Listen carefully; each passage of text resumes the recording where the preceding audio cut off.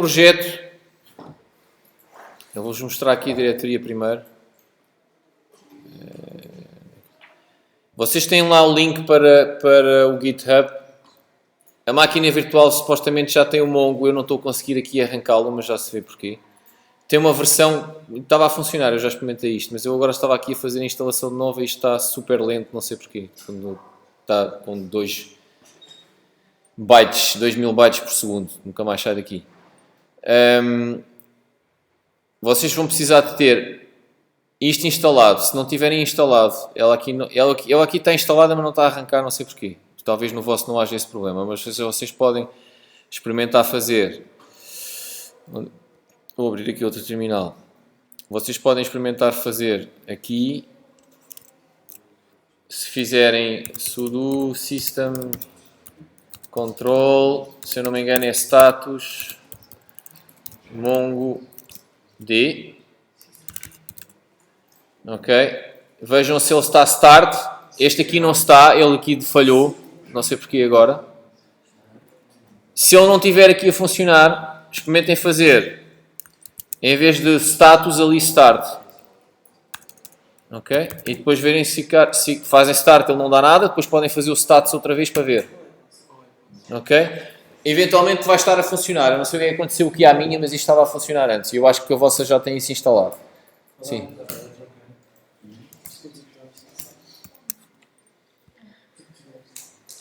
Portanto, vocês podem fazer o start de qualquer das maneiras, ou o restart. Eu acho que é um restart. Pronto.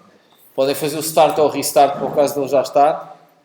É systemctl e depois vejam o status. É igual, mas aqui com status. Para ver se ele está a correr. Ok? O meu não está a dar. E depois ainda podem testar. Depois disto, tem um comando que ele tem, que é este mongo sh, e ele está instalado. Eu não sei o que aconteceu aqui. Eu estou por acaso a fazer o download novo de outro, mas não sei o que aconteceu aqui porque ele estava a funcionar. E depois tem aqui, estão a ver este mongo sh? Este mongo sh liga-se, é uma shell que se liga. Aqui vai falhar porque ele não está a funcionar. Estão a ver? Se vocês tiverem isto é porque têm o mongo instalado. Se tiverem o mongo instalado, façam só o start para ver se funciona. Eu acho que está na máquina virtual. Se não tiver, têm que procurar na internet como é que se instala o Mongo Community Edition no Ubuntu. E têm que fazer estes passinhos todos que aqui estão. Se vocês procurarem só por Mongo, o Mongo vai-vos mandar para uma coisa que ele tem, que é usarem uma instância da base de dados numa cloud. Se vocês quiserem instalar localmente, têm que ir à procura de instalar localmente a Community Edition lá. Se quiserem instalar no Windows ou no Mac, também existe, têm que fazer assim, têm que ir lá procurar. Podem também tentar criar a instância que eles dão à borda, mas depois é mais difícil fazer a ligação e têm que mudar aqui uma coisa no código que eu já vos digo onde é que é. Mas isto, vocês depois têm que criar uma password e uma key e têm que conseguir ligar lá. Na máquina virtual é melhor instalar logo o Community mesmo na máquina local. Para já, porque podem trabalhar sem estarem ligados à internet e depois porque não têm que estar a criar essa chave e por aí fora. Ok? Eu depois até posso tentar fazer aqui um restart a ver se isto não foi alguma coisa que eu já tive a experimentar isto aqui e estava a funcionar. Aliás, eu até tenho aqui outra máquina onde tenho o trabalho completo. Vocês podem não fazer isto na máquina virtual, mas se fizerem no Windows vão ter que instalar isto, no Mongo.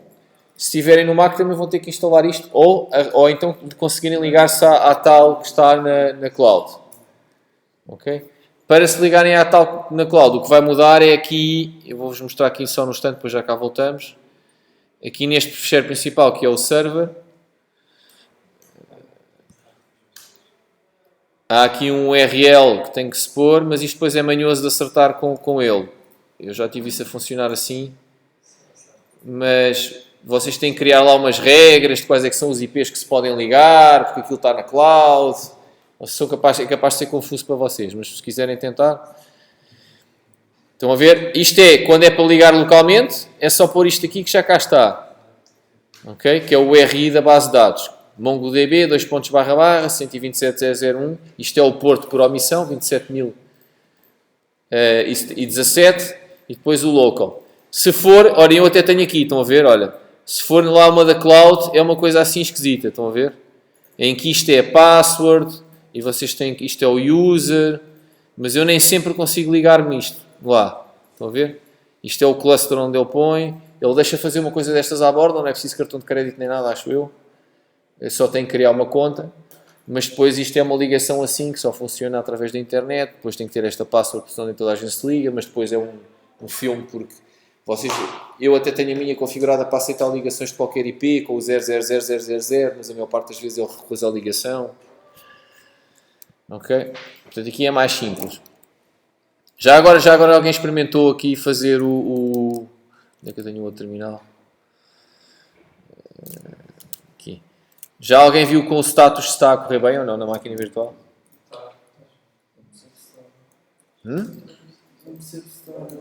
Não tem o disable, vai dizer que está enabled. E vai dizer aqui no active que está active. Active inactive. Daqui? Vai ser active 2 pontos inactive 0.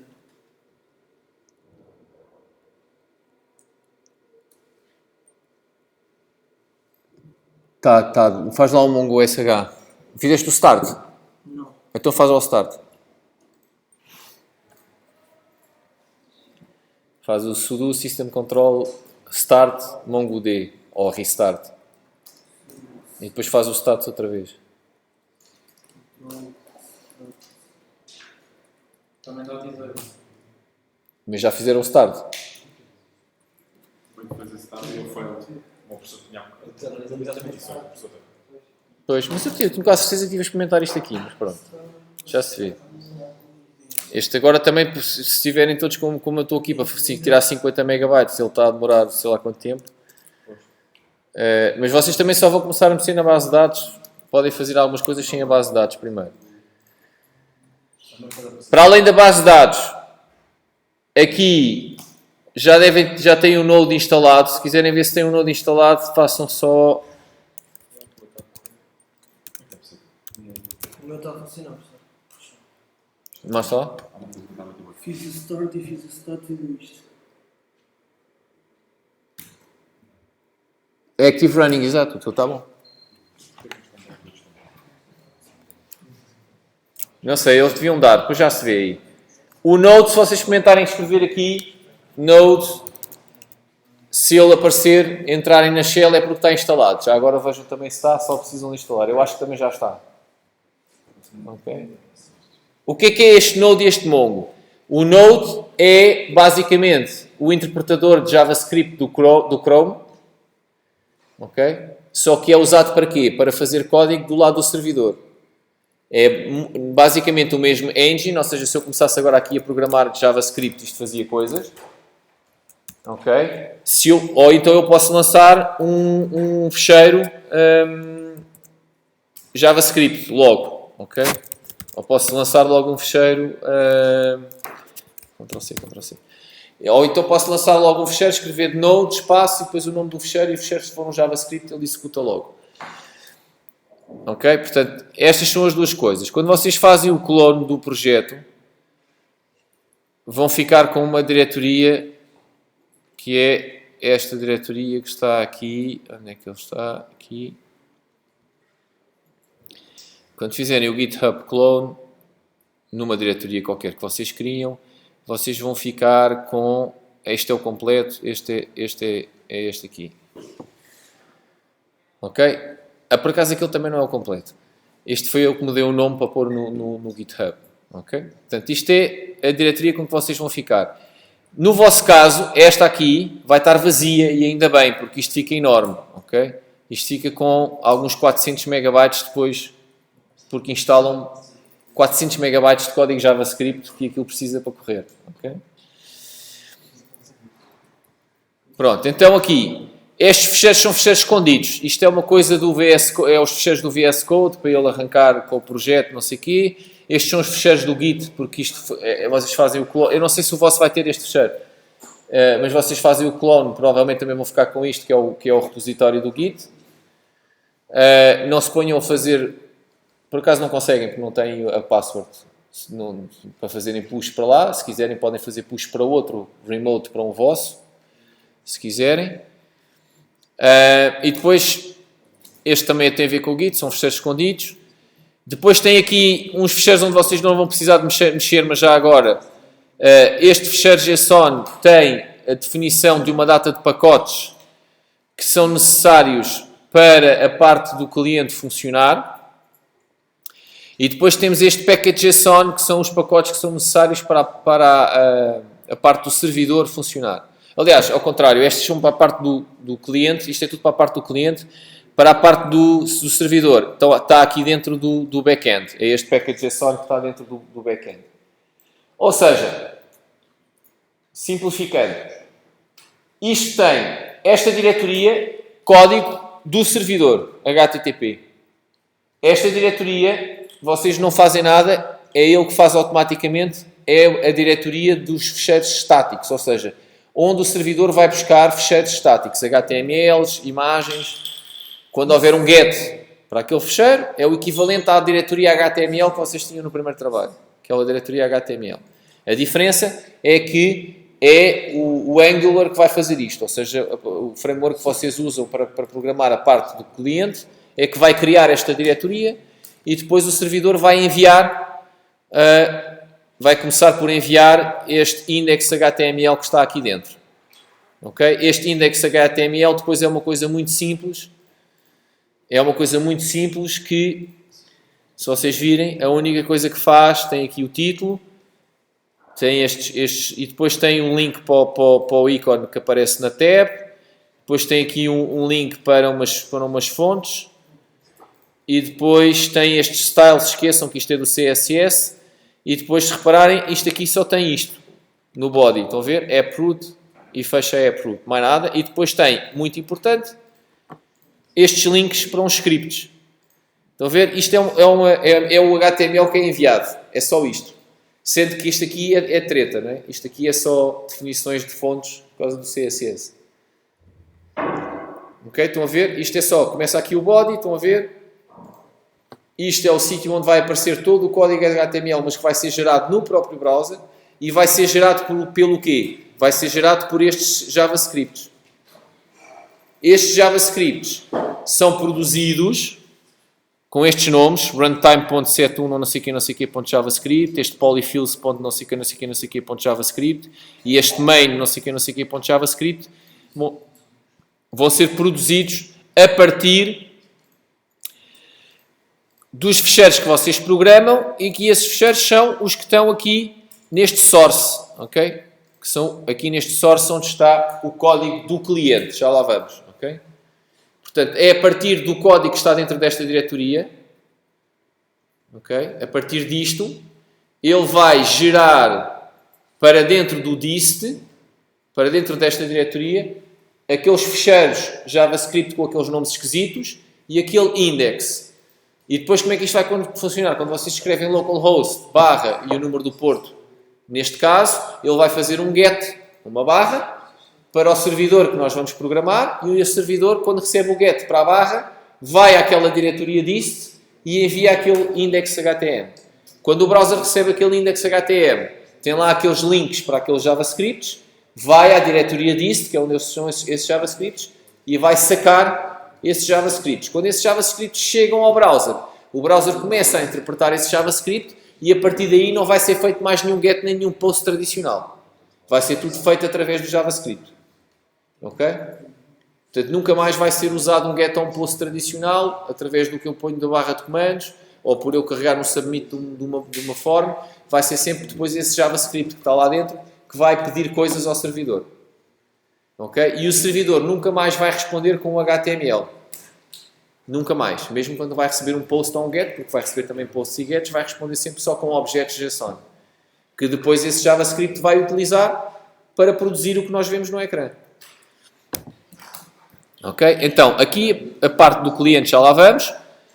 Parte do servidor. Então o servidor já vimos que faz isto. Não é? Começa por ir dar o index HTML, dar aqueles JavaScripts e depois vai ter que responder a pedidos gets e posts para a API fazer determinadas coisas e vai ter também um WebSocket de onde vai receber também coisas do JavaScript e vai responder a coisas para o browser.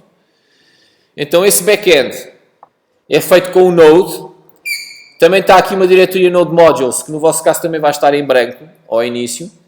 Ele tem este fecheiro, é a partir deste fecheiro package.json que ele sabe quais é que são os módulos que precisa.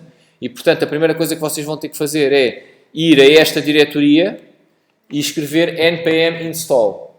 Esse comando vai fazer o quê? O npm é do Node Package Manager. É um software que se chama Node Package Manager, que é instalado juntamente com o Node. Se vocês tiverem o Node, também tem o npm. Vejam na máquina virtual se tem o Node, se não vão ter que instalar, se não usarem máquina virtual vão ter que instalar o Node, já veio com o npm. Portanto, se puserem o Node e ele reconhecer o Node é porque já está na máquina virtual, também já tem o npm. É só irem a esta diretoria, fazer npm install e ele vai funcionar. Vai funcionar como? Ele vai buscar aqui dentro, ok? E aqui dentro está as coisas que ele precisa, estão a ver? Cada uma destas linhas é um pacote, uma espécie de um middleware que é usado para uma coisa qualquer. Por exemplo, este vai ser usado para o WebSocket, este vai ser usado simplesmente para enviar o ícone daquela que aparece na barrinha do browser. O Mongoose é para trabalhar com base de dados, com o Mongo. O Express é para fazer autenticação usando um Java Web Token. Okay, que é o método de autenticação que a gente vai usar aqui, que utiliza o Cabeçalho Authorization, mas em vez de levar o valor basic ao digest, leva outro valor que é o bearer, e depois esse valor é bearer 2 pontos e depois leva um token criptográfico. Ok, portanto isto é para trabalhar com isso. O Express é uma framework que existe para, em cima do Node, eu fazer servidores web de uma forma mais alto nível. Quase ninguém usa o Node sem ser com o Express, toda a gente usa o Node com o Express, porque o Node, como eu vos disse, é basicamente só o interpretador de JavaScript do Chrome. Se eu quisesse fazer um servidor, tinha que andar eu a fazer em Node, em JavaScript, a parte da recepção do socket, essas coisas todas. O Express trata-me dessas coisas comuns que... Aliás, o Express implementa aquilo que vocês implementaram no primeiro trabalho, grosso modo, estão a perceber? O Express já implementa aquilo que vocês implementaram no primeiro trabalho, vocês só têm que usar os métodos dele para já, por exemplo, receber um pedido. O Express o que vos faz é que vos dá o pedido logo num objeto, que é o request, em que vocês têm logo acesso aos cabeçalhos, ao body, a tudo. Mesma coisa para este cookie parser, este body parser, são tudo softwares que vão servir para vocês fazerem coisas de maneira mais simples. E depois este Angular CLI. Por isso não é preciso instalar este Angular CLI à parte, porque quando vocês correm o npm install, ele vai instalar este Angular CLI já porque está aqui. Portanto, basicamente é o Mongo e o Node que vocês têm que instalar e depois usar um IDE qualquer, pode ser o VS Code se quiserem, mas há muita gente que até programa nisto sem IDE nenhum, usando só um editor de texto. Até porque o debugging aqui não é fácil de fazer com step by step. Porque vocês têm coisas que... Já têm coisas que estão a correr no browser, esqueçam, isso está a correr é no browser. Okay? Portanto, têm que fazer debug no browser, na consola do browser. E consegue-se fazer, mas eu aqui nem temos, porque o meu projeto não é muito complicado, mas é preciso que aceder ao debugger do browser, porque alguns browsers têm debuggers, portanto vocês têm que usar uma IDE que consiga aceder ao debugger do browser e ligar aquilo. Ou então usar o debugger no browser, que também não é muito simples. Estes certificados... Vocês também tinham no vosso, é para usar HTTPS, já cá estão. São self-signed, são certificados X509. Vai aparecer aquele warning no browser do self-sign a primeira vez, tem que fazer o proceed. Ok? Depois, o que é mesmo de código? Portanto, isto é só setup. Isto é os pacotes que eu preciso para ele depois instalar aqui dentro. E isto é os certificados para o servidor HTTPS. Este fecheiro aparece automaticamente, nem somos nós que criámos, é um lock no package.json. Agora temos o programa principal, que é este server.js, e depois este server vai fazer um import, que no JavaScript não é bem um import, no JavaScript puro, é com uma coisa que se chama o require, e eu posso associar um fecheiro a um objeto, é mais ou menos assim que funciona. Ou seja, não é bem assim. Eu posso ter num fecheiro o código de um objeto, ponho lá export e depois noutro fecheiro posso ter o require e o que estou a fazer é substituir a seguir ao require pelo código que está no outro fecheiro. Está a perceber? Portanto, isto está organizado assim. Portanto, aqui vai haver objetos que não estão definidos aqui. Eu estou a dizer objetos e não classes, porque no JavaScript não existem classes, existem instâncias logo de objetos. No JavaScript, no TypeScript, que é o superset, já existem classes. Okay? E depois ele faz a tradução para os objetos no JavaScript. Então aqui eu tenho objetos que o código não está aqui dentro, mas está dentro de JavaScripts que estão aqui nesta diretoria roots. E também aqui nesta diretoria models. Aqui no model são duas coisas muito simples. Eu depois mostro isto do código no VS Code. Aqui no model são duas coisas muito simples só para definir o que é um item na base de dados e o que é um user na base de dados. Portanto, isto são dois ficheiros muito pequeninos que eu já vos mostro que só definem isso. E depois aqui tenho outros dois. Eu chamei-lhe API porque é o sítio onde eu vou tratar gets e posts. Okay? À exceção do get para o index.html e do get para aqueles ficheiros JavaScript. Esses vão ser tratados automaticamente pelo Express porque são gets para coisas estáticas, não é para a API. São gets para ficheiros. Portanto, aqui há uma diferença. Gets para ficheiros e gets e posts e outros métodos que houvesses para a API. Eu vou distinguir isso naquele fecheiro servidor, já vos mostro. Naquele fecheiro servidor eu vou dizer, quando recebes um get para a barra, vais à diretoria dist e tratas isto como um get normal. Quando recebes um get para o URL XPTO, isto é para a API e o que tu vais fazer é correr esta função. E essas funções que ele vai correr estão onde? Aqui dentro deste API. Aqui eu separei a parte do WebSocket, dentro deste socket JavaScript. Okay? Então vamos agora aqui para o código, parte do servidor. Então nós temos aqui servidor.js, que é o fecheiro principal. Vou aumentar agora isto aqui. Deixa-me também tentar diminuir aqui um bocadinho o terminal. Okay. Então nós temos aqui, vocês a princípio não vão mexer aqui, mas convém perceberem como é que funciona. Tem aqui estes requires. Estes requires isto é um objeto, que está a ser definido como uma variável. Aqui existem várias coisas para variáveis. Existe o const, que é uma variável que eu, em princípio, não vou mexer. Portanto, é para ficar. Por isso é que está com const. E existe o var, que é mais ou menos a var que vocês estão, o conceito que vocês estão habituados, em termos de scope. Todos estes que estão definidos aqui em cima, o scope dele é o script todo. Ou seja, elas são conhecidas em todo o lado. A diferença de const para var é que a partir deste poderia ser alterado durante a execução mais e o const supostamente nunca mais vai ser alterado. O que eu vou fazer é usar agora métodos destes objetos, mas os objetos vão ser sempre estes, estão a perceber? Por isso é que está com const. Só para ter certeza, no caso em que eu quero usar, por exemplo, um MongoDB online. Uma aqui? Se eu quiser usar um MongoDB... Vai mudar este aqui e vai ter este valor assim deste género que está aqui comentado. Ok? Em vez de ter este aqui com o 127.001. Ok? Portanto, estes estão com o const porque isto é, o que ele está a fazer é ir buscar aquelas coisas que estão no Node Modules, naquela diretoria Node Modules, aquilo é código JavaScript, que eu agora tenho acesso através destas variáveis. Ok? Portanto, este objeto está a carregar esta classe Express que está dentro do Node Modules e que não foi implementado por mim. E eu agora vou usar aqui dentro. Ok?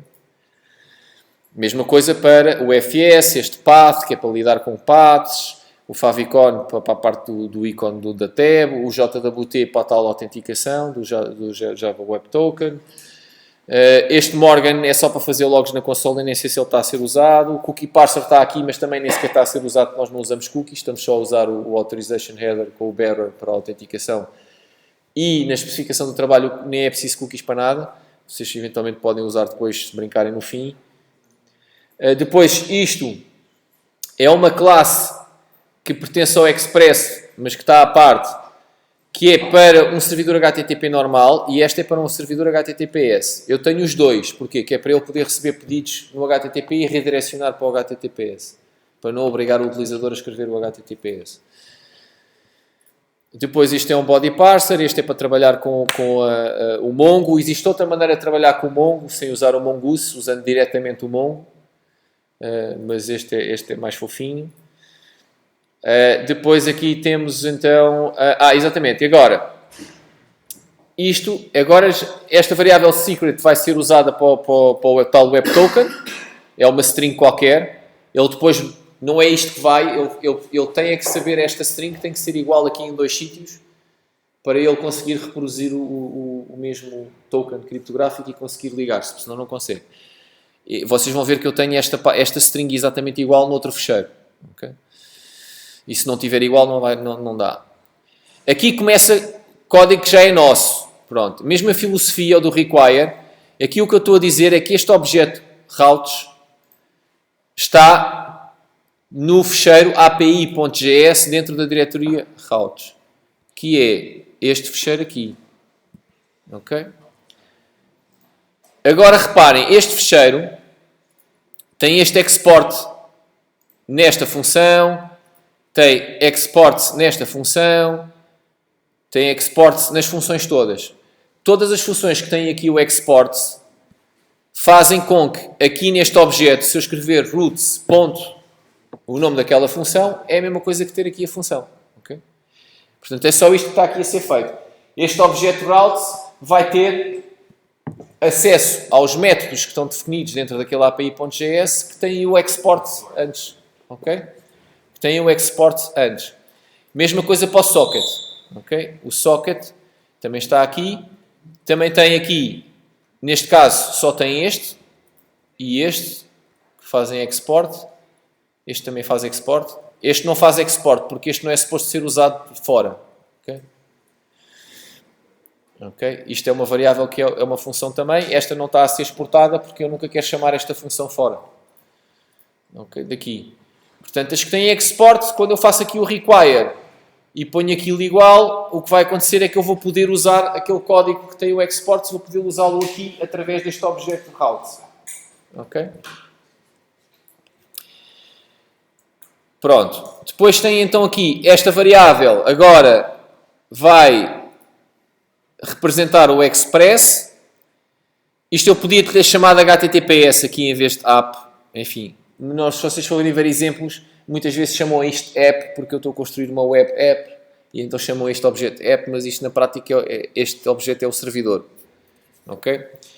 Neste caso é o servidor HTTPS, já vamos ver.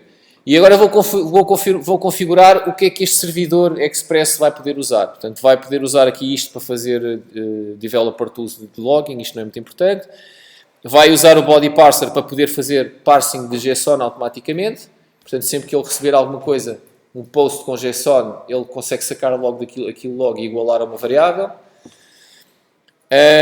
Isto é para trabalhar com os URLs. A mesma coisa para o cookie aqui é para conseguir também tirar logo os valores dos cookies, mas nem sequer está a ser usado. E agora começamos aqui a definir as coisas estáticas. Este express.static path.join, o que está a dizer é que basicamente a diretoria é a diretoria dist auction sar, é onde eu vou buscar os coisas estáticos. Esta diretoria existe aqui, é o dist. Onde é que ela está? Mais um para cima.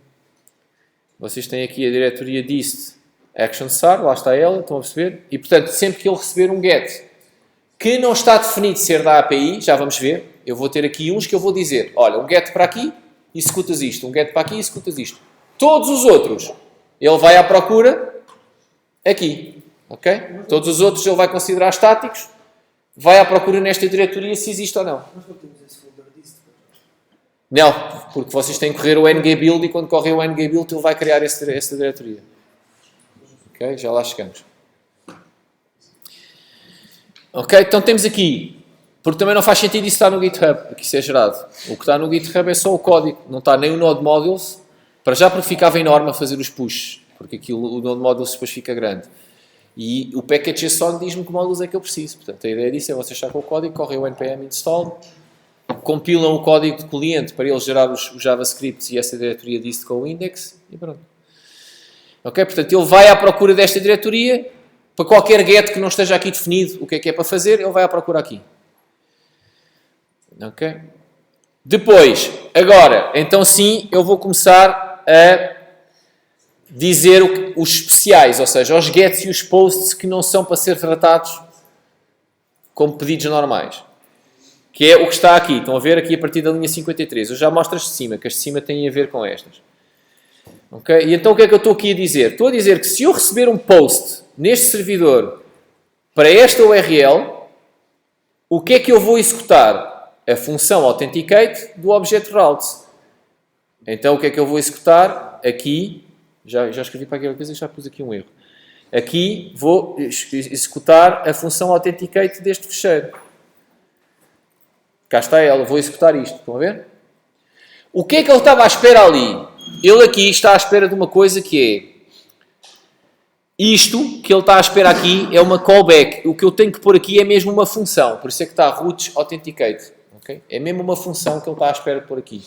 Isto podia ser feito inline, ou seja, eu podia substituir isto que está sublinhado aqui, eu poderia chegar e substituir por isto a partir daqui. Estão a ver? Isto é uma definição de uma função sem eu dar nome à função. Estão a perceber? Eu ponho só os parâmetros de entrada, igual, maior, e depois a função começa. Chaveta, fecha a chaveta, acaba a função. Isto é muito usado em JavaScript, porque em JavaScript, muitas vezes, o parâmetro de entrada de uma função é outra função. E eu não tenho essa função escrita noutro sítio com um nome, para depois pôr ali o nome. Eu escrevo logo ali.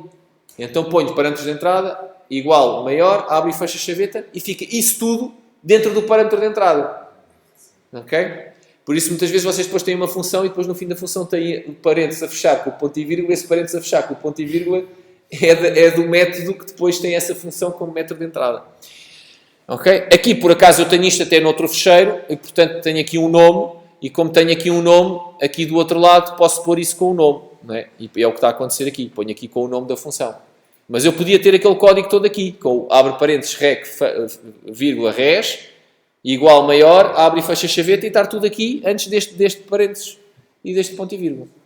Em vez de estar isto organizado num fecheiro à parte, podia estar tudo aqui. Mesma coisa para estas. Okay? Então como é que isto funciona? O que é uma callback? Isto é um método. Este método é executado, mas este método é executado e é meio assíncrono, porque ele tem que fazer o parsing, tem que fazer aquilo que vocês fizeram no primeiro trabalho. Tem que ler a linha, os cabeçalhos, a linha em branco, os conteúdos do post, que neste caso são JSON, usar o body parser para transformar aquilo num objeto. Okay? Quando ele acaba de fazer isso tudo, o que é que ele faz? Executa esta função, que é o segundo parâmetro da função. Okay? E esta função, como é que eu sei que esta função tem como parâmetros de entrada estes dois objetos? Está na documentação, não é? Desta função, está na documentação desta função post. Okay? Esta função post, o segundo parâmetro de entrada, é uma função que é chamada pela função post e que a função post passa lá para dentro aqueles dois objetos que representam o pedido e a resposta. Por isso é que eu lhe chamei rec e response. Eu ali podia pôr o nome que eu quisesse. Reparem que isto não tem tipos, porque no JavaScript também não há tipos ali. Okay? É loosely typed. Mas eu sei que aquilo é um request e o response, por isso chamo-lhe rec e response. Ok? E agora, vocês a partir deste request conseguem aceder aos cabeçalhos, a essas coisas todas do pedido, e a partir e neste objeto de response podem usá-lo para enviar a resposta. Ok? Eu fiz uma coisa parecida no primeiro trabalho, que é, vocês têm aquela classe que preparam a resposta e depois chamam o send-answer. Aqui é a mesma coisa. Lembram-se que eu até pus o send-answer a ser também um método de...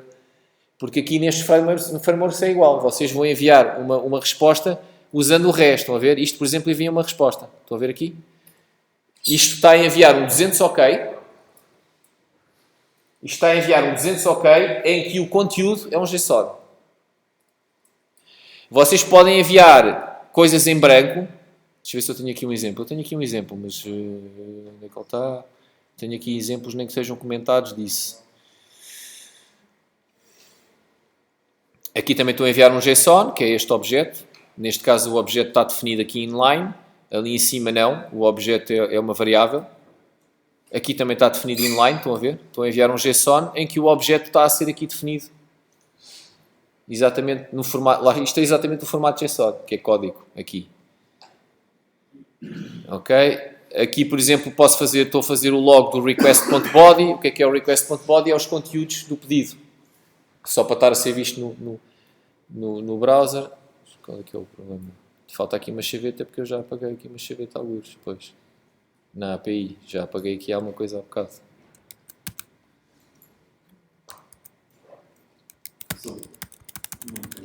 Olha, já não sei onde é que apaguei isto e ele já não faz o undo. Sim. Pronto, quando nós temos o token, nós vamos tratá-lo mais ou menos mesmo como cabeçalho authentication. Sim, isso até é automático para vocês. A única coisa que tem que se fazer está feito no lado do cliente, que é, tem que se programar o cliente para enfiar o token no cabeçalho authorization. Ele aqui, eu já vos vou mostrar porque está antes daquelas linhas, ele aqui vai automaticamente ver se aquilo tem ou não. Já vos mostro. Pronto, a API chama aqui, voltando aqui, já voltamos à API até porque ela depois tem a linha. Portanto, ele vem aqui, tem aqueles dois objetos. O request para obter coisas do pedido, o response para enviar coisas de volta. E portanto é assim que eu faço. Portanto, quando eu receber um post para este, vou correr esta. Quando receber um post para este URL, vou correr esta. Quando receber um get para este URL, vou correr esta função. Quando receber um get para este, vou correr esta função. Quando receber um post para o remove item, vou correr esta função. Tudo o que seja gets ou posts, qualquer método que não esteja aqui definido assim, ele vai tratar normalmente. Se for um post, provavelmente não vai fazer nada com ele. Se for um get, vai à procura na diretoria estática que estava definida ali em cima. Vai ver se o fecheiro existe. Pronto. Agora o token. Algumas destas coisas eu não quero que sejam possíveis de aceder, a não ser que venha ao cabeçalho authorization com o token certo. Ok? É isso que eu estou a fazer aqui. Eu estou a dizer que qualquer coisa que venha para este URL, seja um post, seja um get, ok? É obrigado a ter um token, ok?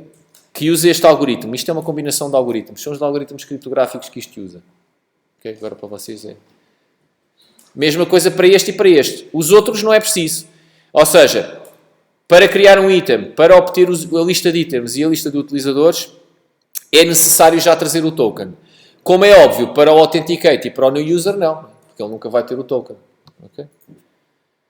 Portanto, basicamente, isto automaticamente o que está a fazer é, ele próprio aqui, como eu, por causa de eu ter feito isto, ele vai verificar se veio o cabeçalho authorization, se veio o token e vai verificar se o token está certo. Para verificar se o token está certo, precisa desta string aqui em cima. Okay? Porque este token vai ser enviado também por mim e vai ser produzido também por mim usando esta mesma string. E depois, quando eu recebo de volta, isto o browser não mexe nada. É uma espécie de um bilhete. Eu estou a dar um bilhete e quando recebo aquele bilhete eu sei que fui eu que fiz aquele bilhete e só eu é que consegui fazer aquele bilhete. E portanto sei que se ele tem aquilo foi porque eu lhe mandei.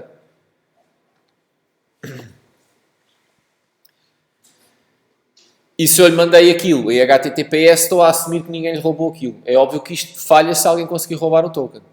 Mas para isso tem que ter acesso ou ao browser, o browser tem que estar comprometido, ou ao computador. Não é? Da mesma forma, quando eu dou um bilhete a alguém, se me aparecer a seguir alguém com o bilhete, entra. Podem ter roubado a pessoa original. Ok? Pronto. E depois o que é que temos aqui? Agora, aquilo que vocês fizeram no trabalho, que aqui é muito simples. Portanto, aqui é estão a ver aqui, o para compose seu não faz nada, ignora, porque eu não pus cá. Gets para qualquer URL, por isso é que está ali um asterisco. Ok? E que não seja um destes. E aqui reparem que a função está cá dentro, estão a ver? É a mesma função com o request e o response, só que aqui, como é muito pequenina, eu não pus fora. E está aqui dentro. E o que é que ele faz? Send file. Estão a ver aqui? Response, send file. O que é que isto faz? Faz o que vocês faziam à mão. Enviam um 200 OK e como eu fiz o método send file, enviam content type, enviam content length, enviam last modified, etc. Ok? E envia de onde? Vai à procura aqui. Ok? Aliás, desculpem, este é para o barra, este é o equivalente ao barra, é quando não vem nada. Vai mandar o index.html. Okay? Se for outro qualquer que não seja o barra, é aqui que está feito. Estão a ver? É este static. Ele vai à procura aqui.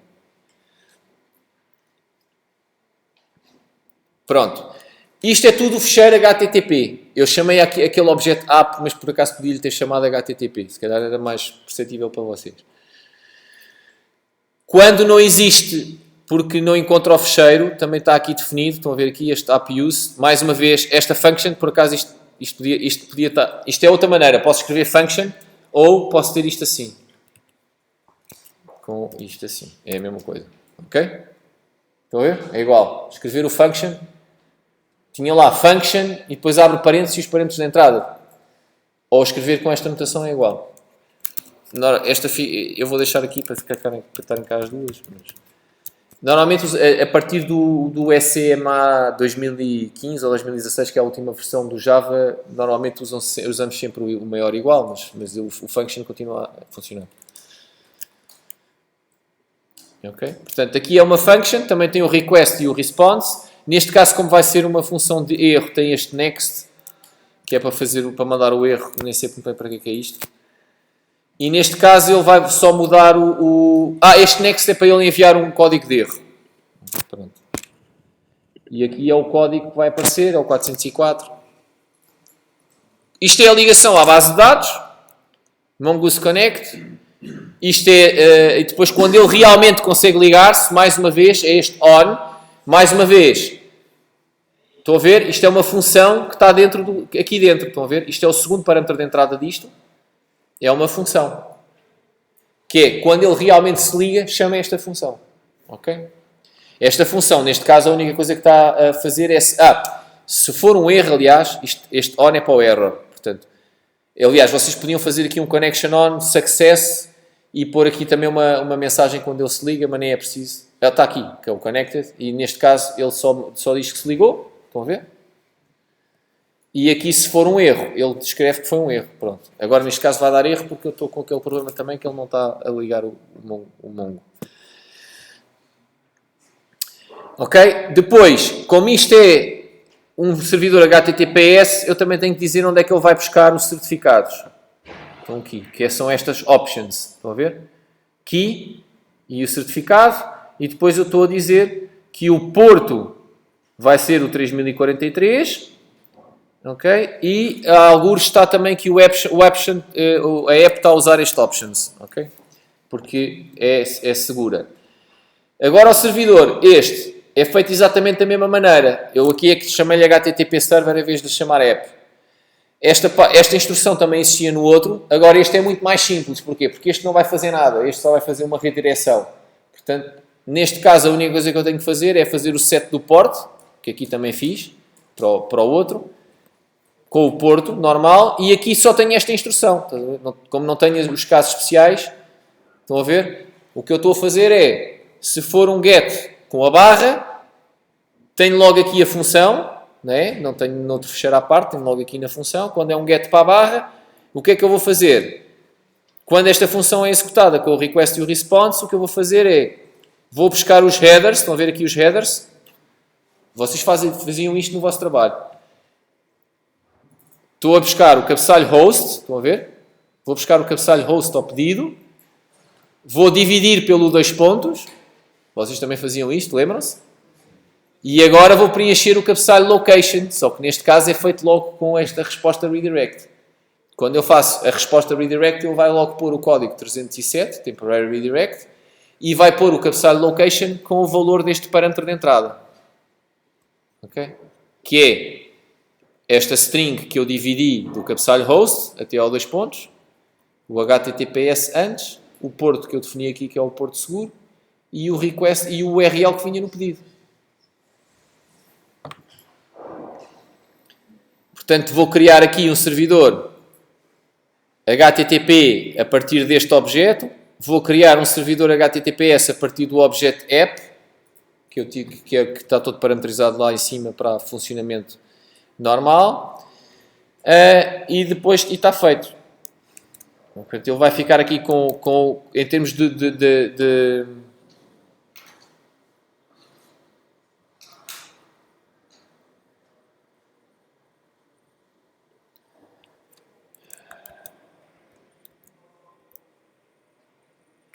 só porque ele está-se a queixar aqui por causa do GitHub.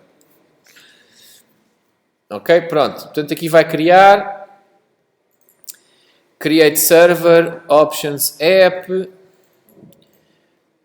Fica aqui com... e agora vamos fazer o WebSocket. Okay? O WebSocket, lembram-se da aula que é tratado primeiro na ligação HTTP normal. É feito um get normal com o cabeçalho upgrade, depois é que aquilo é atualizado. Então, o que eu estou aqui a fazer é... estou a usar o Secure Server, que é o servidor HTTP, para isso. Ok? Então estou a dizer que vou ter então um WebSocket, que é usando este Socket.io. Isto são as opções. A opção vai ser, é o mesmo porto do HTTPS. E depois o método que ele vai receber é o getAllPost. Ok? E depois, se eu receber um get ou um post para aqui, vai fazer, que seja a pedir uma ligação a WebSocket, ele vai fazer o WebSocket. Isto vai fazer o Start Socket aqui, isto é o fecheiro, é este fecheiro, tem um export para o Start Socket, que ele está aqui, estão a ver? Start Socket. E este Start Socket é que vai mesmo começar o socket, estão a ver? Está aqui com este Use. Neste caso eu vou pedir o mesmo Web Token, ou seja, só vou deixar fazer a ligação para o WebSocket se naquele pedido inicial para ligar o WebSocket vier um GET com o cabeçalho Authorization que traga lá aquele token. Caso contrário, eu vou recusar a ligação e não vou fazer a ligação para conseguir verificar se o token está certo ou não. Preciso daquela password, estão a ver? Por isso é que neste fecheiro está aqui a mesma string que está no server. Okay?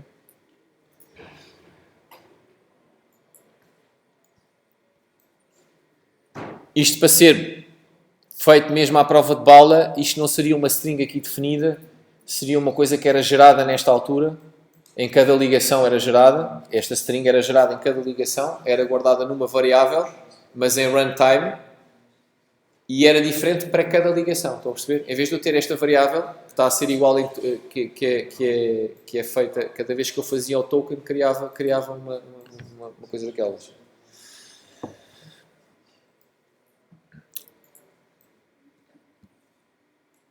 Pronto, o que é que está aqui mais? Ok, estamos a falar aqui do Start Socket. Portanto, este Start Socket é que vai fazer estas coisas. Vai dizer que eu quero utilizar autenticação e depois isto acontece quando ele se liga.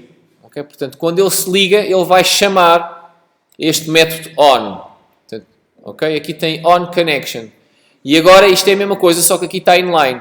Este método só termina aqui em baixo. Estão a ver onde é que ele está a terminar? Aqui no fim de tudo. Só aqui é que está a terminar o cabeçalho deste ON. Estão a ver? Este parêntese está a ser fechado aqui. Porquê? O parâmetro de entrada disto são dois. Um é o que é que aconteceu, é a ligação.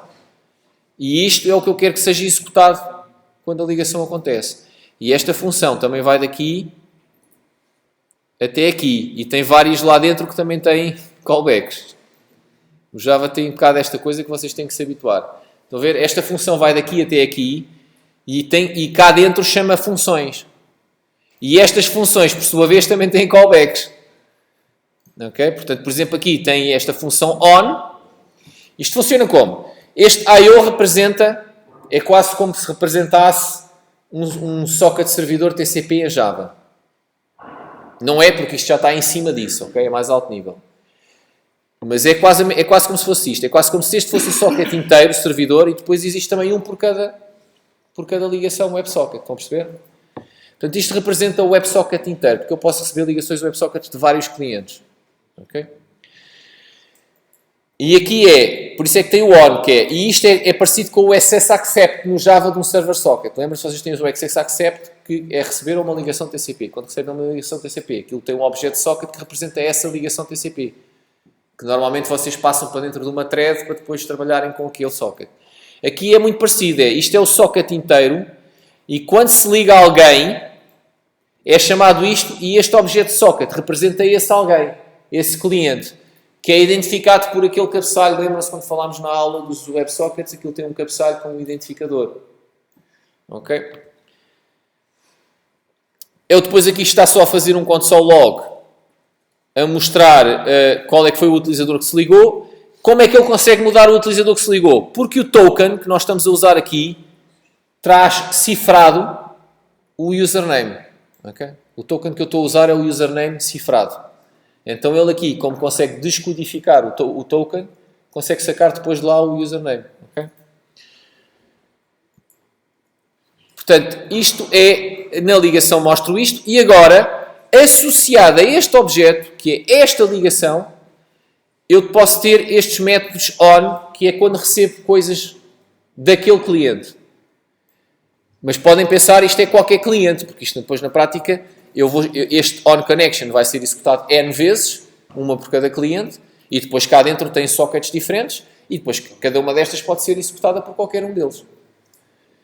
Portanto, isto é, eu recebi um evento com este nome do utilizador deste socket. Ok? E isto também funciona como callbacks. É, quando eu recebo este evento, eu chamo esta função, que é o segundo parâmetro. Esta função tem como parâmetros de entrada o quê? Os dados que vinham no evento. Lembra-se, o evento é uma coisa depois muito simples. Tem um cabeçalho, que é o que tem esse nome do evento, e depois tem os dados, normalmente em JSON. Ok? Portanto, ele vê pelo cabeçalho se é este o nome, e se é este o nome, então executa esta função. Neste momento, ela a única coisa que está a fazer é fazer um console do JSON que recebeu. Mesma coisa aqui para o send bid, para o send message. Depois vocês vão ter que complicar aqui isto, não é? Vão ter que fazer aqui coisas dentro. Se vocês quiserem responder diretamente a quem vos enviou isto, vocês podem usar este mesmo objeto socket para enviar coisas de volta. Se for para responder para um destinatário diferente, não podem. Têm que usar o objeto IO, que é o que representa todos, e depois a partir do socket ID, que é o identificador do socket, conseguem então aceder ao socket correspondente e enviar. Não percebi. Quando usamos o... Quando recebem aqui, por exemplo, eu recebi aqui um send message. Se eu quiser responder para o mesmo cliente, eu posso usar este objeto socket e fazer um socket.emit, e esse socket.emit vai emitir agora um evento para este mesmo cliente. Mas, por exemplo, neste send message isto não vai acontecer, porque este evento é para receber uma mensagem de um cliente e depois a mensagem não é para ele de certeza, é para outro cliente. Então aqui eu não posso responder com o socket emit, porque senão estou a enviar de volta para o mesmo. Okay? Tenho que ir, esta variável provavelmente vai trazer quem é o destinatário, eu tenho que ver qual é o username que é o destinatário, tenho que sacar qual é que é o socket ID desse destinatário e enviar para esse destinatário. Como é que vocês vão fazer isto? Eu sugiro aqui que vocês tenham estes dois, isto são hash maps em JavaScript, ok? É um map, isto é um hash map. Eu sugiro que vocês tenham dois hash maps, um em que as keys são usernames e os values são socket IDs, e outro em que as keys são socket IDs e os values são usernames. Que é para poderem ter das duas maneiras, para poder a partir de um socket ID saber qual é o username e a partir de um username saber qual é o socket ID. Quando é que vocês vão guardar isto? Quando eles se ligam. Por exemplo, quando ele se liga aqui no connection, vocês conseguem sacar o username através do token e podem guardar logo aqui no map isso associado ao socket ID. O socket ID é simples, é só socket.id. Este objeto tem um campo que é o ID, que é o ID daquele socket. Portanto, aqui vocês podem guardar este username que receberam no token associado àquele socket ID. Vocês sabem que é aquele username porque isso veio no token. E associam logo àquele socket ID que foi o ID que ficou para aquela ligação. Quando querem enviar coisas para alguém que não é quem enviou, têm que ir através deste... Aqui dentro têm que ir através deste objeto IO ou do IOSocket, que eu aqui pus o IO dentro deste IOSocket, porque este IOSocket é uma variável global aqui em cima, porque eu quero poder utilizar este socket aqui fora. Estão a perceber? Eu tenho aqui outras funções que não são as funções onde eu recebo coisas, porque o WebSocket eu não quero só responder a coisas, eu também quero usar para enviar coisas por iniciativa minha. Portanto, eu preciso isto de fora daquela função, porque esta função aqui isto está nesta callback aqui, e esta callback está na callback deste onConnection, portanto isto é, naquela ligação é chamada esta função, mas depois isto só é chamado quando eu recebo coisas. Para enviar eu tenho que enviar fora daqui. Okay? Por isso é que eu pus aquilo dentro deste IOSocket. Portanto, enviar fora daqui é, em qualquer lado, eu posso usar este IOSocket, este método to, e depois digo-lhe qual é o socket ID. E depois é que chamo o emit. Também posso fazer isto aqui dentro quando é para responder a outros. Okay? Aqui, por exemplo, neste send message eu também vou ter que fazer isso. Vou ter que fazer IOSocket, ou IO, aqui dentro podia ser só IO, porque tenho a variável local, que é o IO. Ponto... qual é que era? To, e depois o socket ID que saco do username e emite. Ok? Se eu não pusesse isto igual a isto, eu não tenho acesso a este I/O fora desta função, como é óbvio. Este I/O é um parâmetro de entrada da função, fora da função não existe. Por isso é que eu tive que pôr isto aqui igual a este I/O socket, que é uma variável que existe cá fora, que é para poder usar este I/O que me é passado aqui quando o socket começa, quando a ligação é feita, para eu depois poder usá-lo para enviar coisas quando eu quero enviar coisas para outras pessoas, que é o que eu estou a fazer aqui, por exemplo. Porquê é que aqui está a ser feito? Aqui está dentro de um for, eu até deixei aqui o for. Porque eu aqui estou a fazer broadcast para todos. Okay? Portanto, estou a percorrer todos os socket IDs que existem nos values do hashmap e para todos eles estou a fazer emit. Por acaso acho que existe um broadcast, mas isto está sempre a mudar de ano para ano. Eu este ano já experimentei, mas houve uma altura depois o broadcast aparecia como deprecated e eles não aconselhavam a usar o broadcast, então eu também já deixei isto a fazer assim, 1 a 1.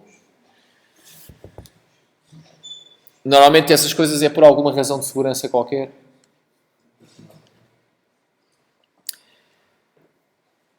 Antes de voltarmos à API, já que estamos aqui no socket, porque viemos para aqui quando fizemos o socket. Portanto, isto já vimos como é que enviamos, como é que recebemos. Aqui na parte do servidor. Depois está aqui uma função que não tem nada a ver com o socket, mas que eu pus aqui, que é este setInterval é um timer em JavaScript.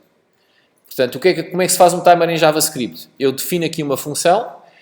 Okay? Esta função, mais uma vez, estão a ver aqui, tem 2 parâmetros de entrada. Este setInterval. O segundo parâmetro de entrada é o tempo do timer. De quanto tempo é que ele dispara. O primeiro parâmetro de entrada é o que é que eu quero executar quando o timer dispara. Mais uma vez, eu deixei aqui a função inline, mas se vocês quiserem, vocês podem definir uma função cá fora com um determinado nome e depois aqui põem no primeiro parâmetro de entrada essa função. Até porque ela nem tem parâmetros de entrada. Okay? Ou então deixam assim e programam aqui dentro. Qual é que é isto? Isto é para vocês depois usarem o socket para de segundo a segundo enviarem o estado dos itens. Que é para no browser aquilo estar sempre a ver se o estado dos itens.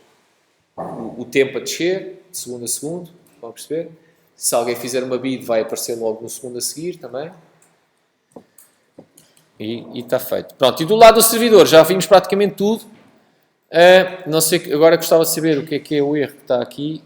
É a chaveta, porque eu devo ter apagado uma chaveta qualquer, mas isto agora já não faz Ctrl+Z. Não. Em termos de API, são gets e posts, que é o que nós falámos. Qual é que é o que vocês vão usar? O authenticate, que é o chamado quando o utilizador mete o username e a password. Ok? Neste caso, eu entreguei-vos isto e ele está sempre a fazer o quê? Ele não vai verificar a base de dados, vocês depois têm que fazer isso, e está sempre a autenticar toda a gente. Ponham o que acontecer. Estão a ver aqui? Ele está a criar o token. Como é que ele cria o token? Assina criptograficamente o que vem no body. Por isso é que eu sei que o token tem o username. O token tem o username e até tem a password. Porque como é que eu fiz o token? Eu peguei no body. O que é que este body traz? Isto é quando o utilizador introduz o username e a password. Portanto, o que este body lá tem dentro é o username e a password. E, portanto, o que eu vou fazer é pegar no objeto JSON, que aquilo vem no formato JSON, e vou cifrar aquilo. Por isso é que depois lá, quando recebo o token no socket, quando descodifico o token, aquilo dá-me o quê? Um objeto JSON, e depois eu posso pôr ponto e sacar o username. Como é que eu cifro isto? Com o secret, que é a tal variável. Como é que isto seria bem feito no sistema comercial? Este secret era gerado agora aqui. Ok? Este secret era gerado agora aqui, mas depois tinha que ser guardado para eu poder descodificar quando vem de volta. Portanto, isto ia complicar. Aqui, este secret tinha que ser gerado aqui e depois no server, quando isto... Agora desapareceu-me isto. Ora, enfim, pronto.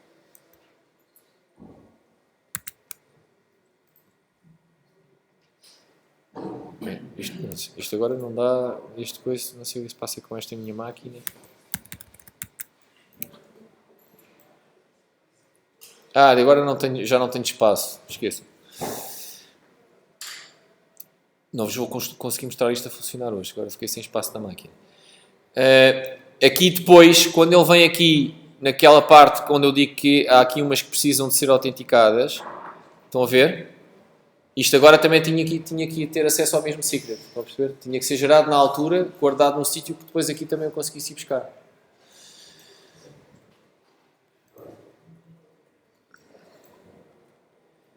Pronto, então aqui, lá está, agora neste momento o que ele está a fazer é estar sempre a enviar. Não quer saber. E está a enviar em JSON o token. Ok? Portanto, vai no body. Isto não vai em cabeçalho nenhum. Ele envia-me, eu faço o token, envio-lhe o token num cabeçalho. Faço um post, envio-lhe num 200 OK e envio-lhe o token nos conteúdos. O browser depois vai ter lá um código feito, o JavaScript que lá está a ser executado tem lá um código feito que saca aquilo do JSON e em todos os pedidos que faz a seguir passa a enfiar aquilo no cabeçalho authorization. E pronto, vocês vão começar o trabalho por onde? Antes de irmos à parte do cliente. Vocês vão começar por completar aqui, eventualmente começar pelo deste Authenticate, irem à base de dados verificar, em vez de autenticarem logo à maluca. Aliás, antes disso vão ter que fazer o criação do utilizador, porque senão ligam-se à base de dados, mas não existe lá utilizador nenhum. Portanto, vão ter que começar pela criação do utilizador. A criação do utilizador, ele vem aqui para este new user. Para já, a única coisa que vai aparecer um console log a dizer que recebeu este pedido, mais nada, e vai fazer um log do body que recebeu, que é o username e a password. Vocês vão ter que fazer o quê? Vão ter que ver se ele já existe na base de dados. Se ele não existir na base de dados, vão ter que criá-lo na base de dados. Ok? Neste momento, ele está a responder assim. Isto depois vocês também vão tirar isto aqui e vão enviar. Isto é um bocado pateta porque ele não faz nada com isto, mas foi assim que ficou definido. Aqui podia ser enviado só um 200 OK, sem nada. Escusava de ir o conteúdo do JSON, mas por acaso do outro lado ele está à espera de receber Também não faz nada com aquilo, mas está à espera de receber um objeto com o utilizador que foi criado. Estão a perceber? Portanto, na prática ele vai receber um objeto com o utilizador que foi criado, mas podia nem receber nada. Para o new item vai ser muito parecido. Também podem fazer logo de empreitada. E para remover o item também vai ser depois muito parecido. A questão é depois, para experimentarem, aí já precisam eventualmente de fazer alguma coisa do lado do cliente. Este get items também é uma que vocês depois também podem fazer. Portanto, tem que começar pelo new user, depois podem fazer o authenticate e a seguir podem fazer este get items. Porquê? Porque no cliente não implica mexer em nada. É exatamente tudo o que lá está. E ele já vai fazer o login e vai para a página do 2 e vai-vos aparecer os itens na tabela. Portanto, só corrigindo deste lado.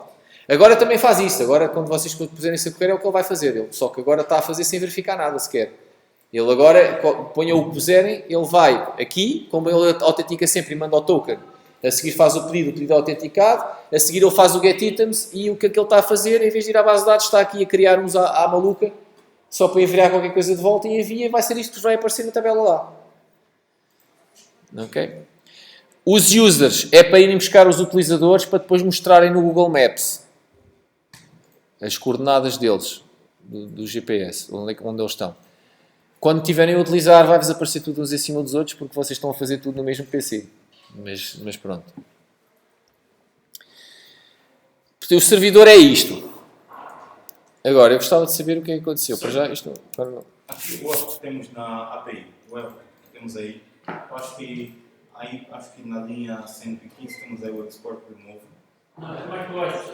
Sim, acho que a gente não fez essas chavetas que temos aí, não? O quê? A chaveta que nós estamos aí no export remove. Não, é esta chaveta. Sim, que a gente não fechou. Acho que os comentários. A 127 é só fechar o comentário. Sim, é. Aqui, não é? Não, Sim. fora. Aqui. Mais abaixo? Não, deve ser neste. Não, é neste. Sim, aí. Mas isso fui eu que apaguei agora, foi? Acho que sim, já está assim em todos os corpos. O que está lá no. Também tem aquela chaveta a mais. Sim. Estranho, deve ter feito um push depois de alguma coisa e olha. Eu agora não consigo gravar porque fiquei sem. Isto continua para aqui a instalar o Mongo por causa do problema que estava a ter e isto agora ficou sem espaço.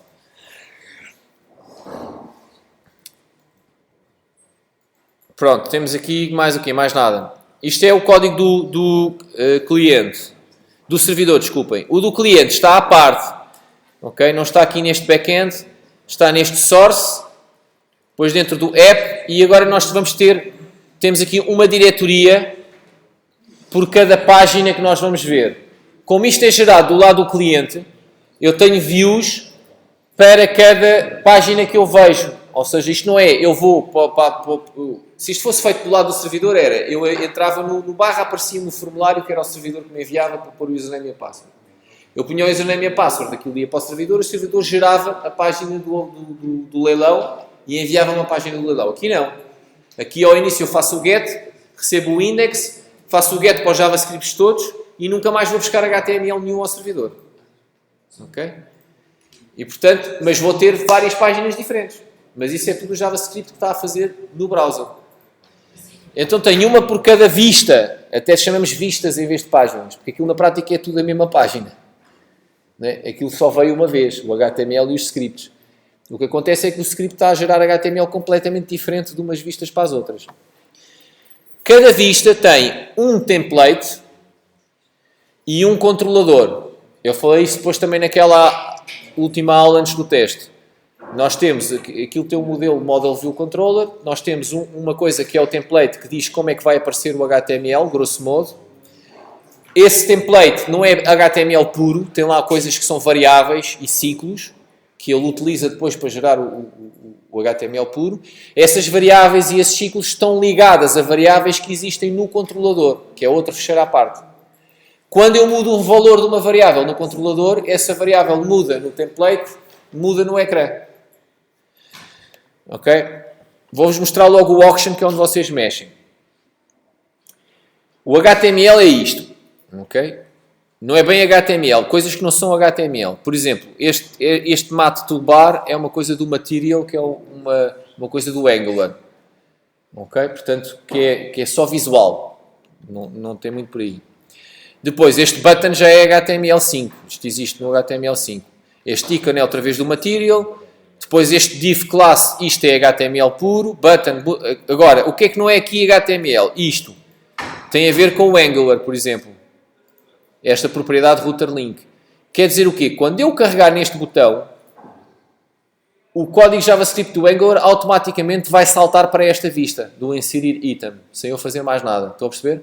Vai saltar, vai o quê? Vai procurar o template desta vista, vai ver como é que estão as variáveis, vai fazer o rendering do HTML, vai mostrar aquilo. Sem interação nenhuma com o servidor. Okay? Aqui, diferente. Portanto, aqui em vez de um router link, neste botão eu tenho outra coisa que é um one-click. Mais uma coisa que não é HTML. Tem a ver com esta coisa. O que é que eu estou aqui a dizer? Que quando for carregado neste botão, eu quero executar este método no controlador. O controlador é este fecheiro de TypeScript. Estou a ver se vocês estão a ver aqui. O que quer dizer que neste controlador tem que existir uma função logout. Cá está ela. Estão a ver aqui? Esta função logout é o que eu estou aqui a dizer no template, que é executada quando eu carrego neste botão, no clique deste botão. Depois, por exemplo, está aqui uma tabela. Não é uma tabela normal, se não era uma table, é uma math table, mas isto só tem a ver com o CSS e com a parte gráfica. Okay? Isto é que já não é HTML. Estão a ver aqui este data source? Isto está a dizer que esta tabela vai mostrar coisas que estão nesta variável itens. O que quer dizer que no controlador tem que existir uma variável items. E ela existe, está aqui em cima. Disso, estão a ver aqui? Esta variável items está declarada aqui em cima. É um array de itens. Isto é TypeScript.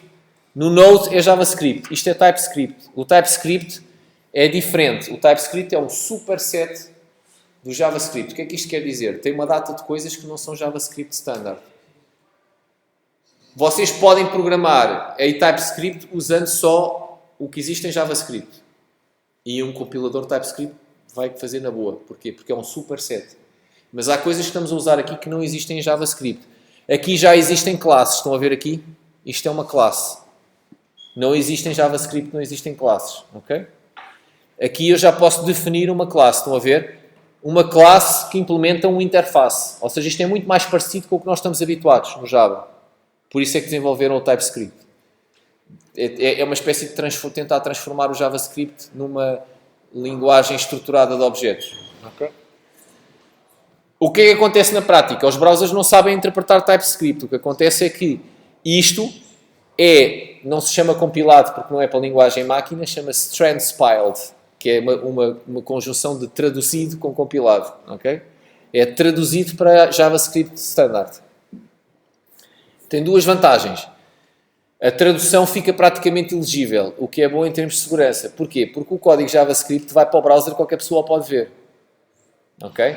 E há casos de, por exemplo, é uma curiosidade, mas aqui há uns tempos, já há uns anos, o Sporting fez aquela coisa fez uma coisa que era o sócio no minuto. E o Benfica fez uma coisa semelhante uns tempos depois.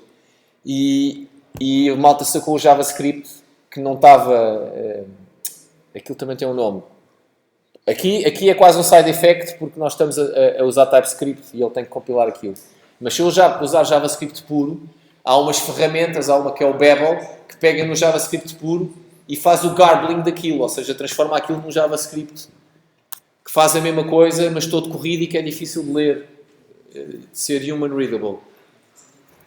Mas nem sempre usava isso, já foi há uns anos. E aquilo tinha, no JavaScript do site do Benfica, tinha funções que eram copiadas do JavaScript do outro site, até tinham coisas a dizer Sporting e tudo. E, portanto, não é que seja...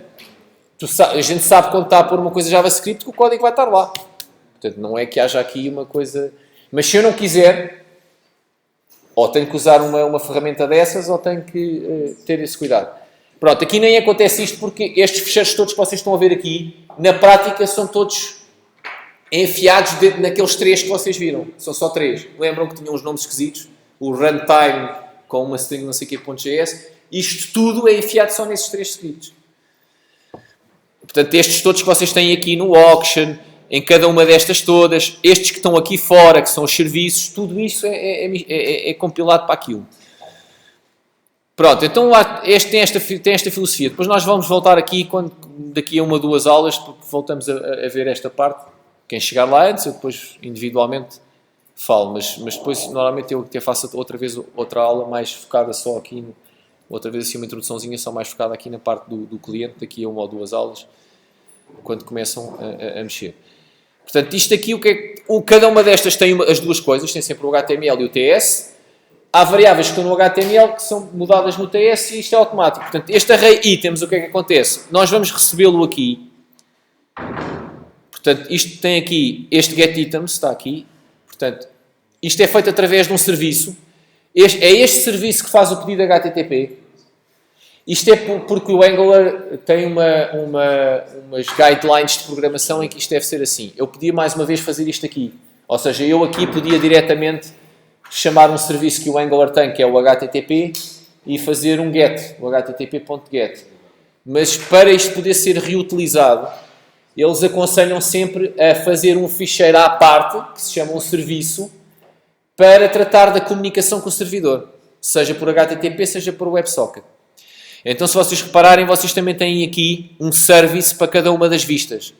Tem um service para o inserir item, tem um service para o register, tem um service para o sign-in.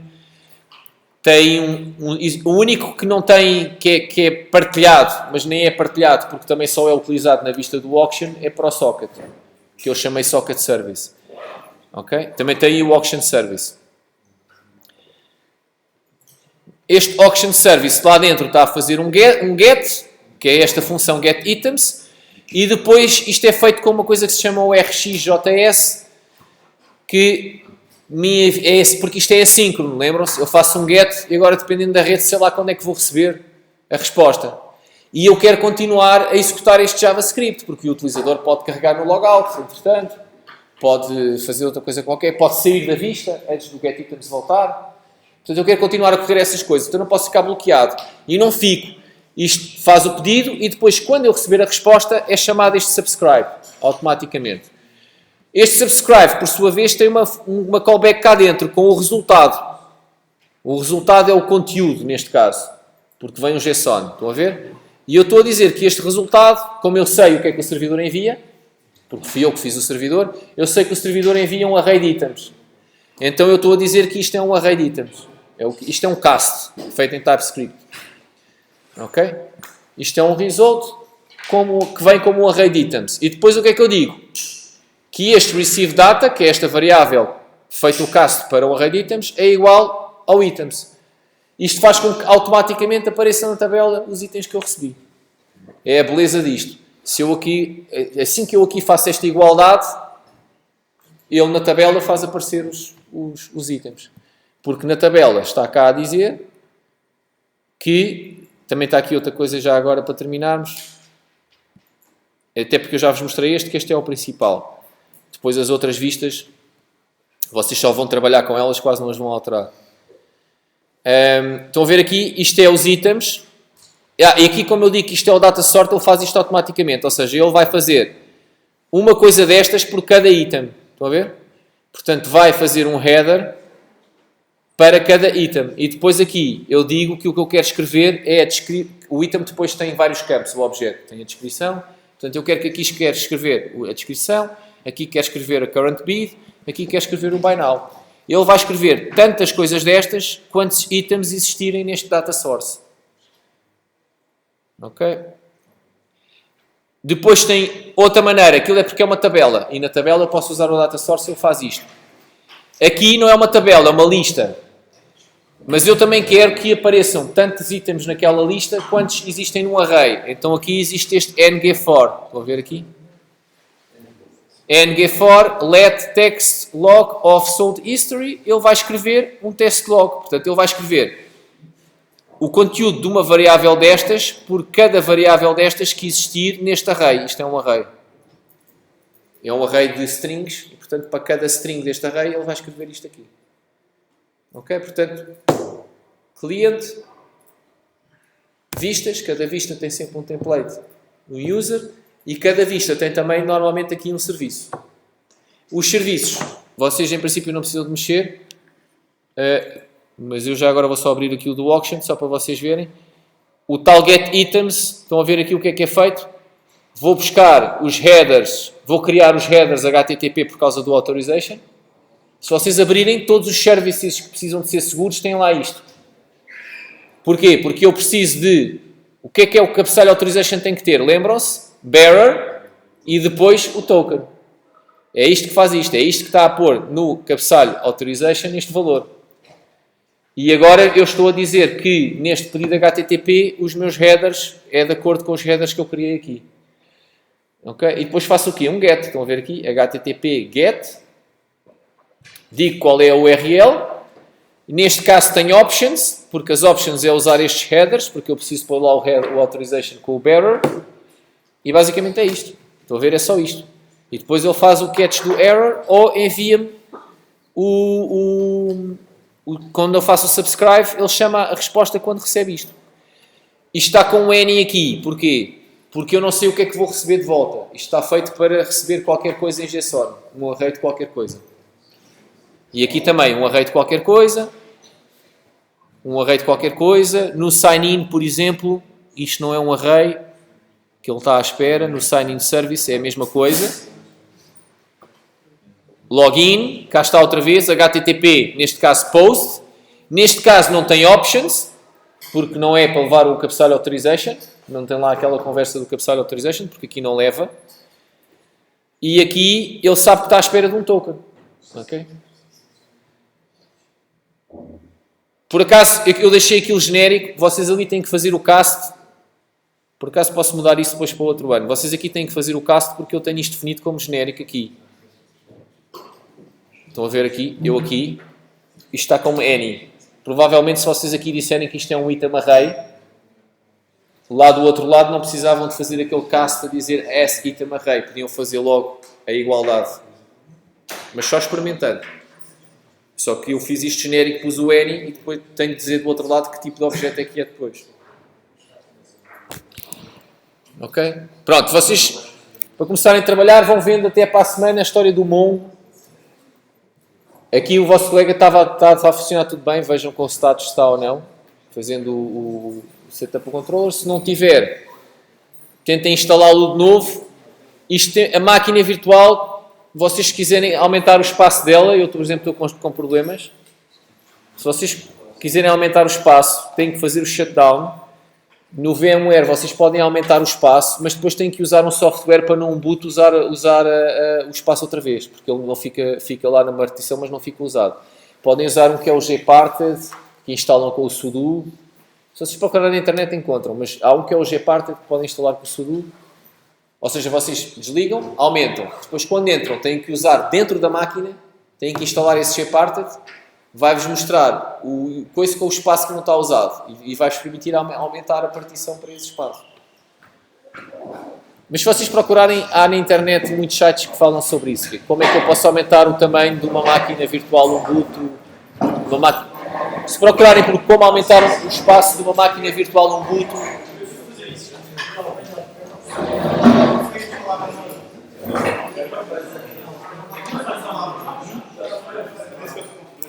Espera aí.